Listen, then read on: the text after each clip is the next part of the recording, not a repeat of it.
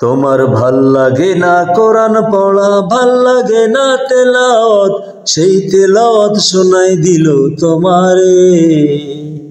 রোজার মাসে বটতলাতে করলো যারা আয়োজন, সেই আয়োজন করলো তোমার অফিসে, সেই আয়োজন করলো তোমার অফিসে।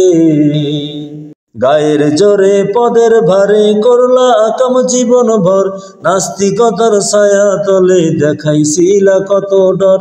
গায়ের জোরে পদের ভারে করলা আকাম জীবন ভর, নাস্তিকতার ছায়া তলে দেখাইছিলা কত ডর।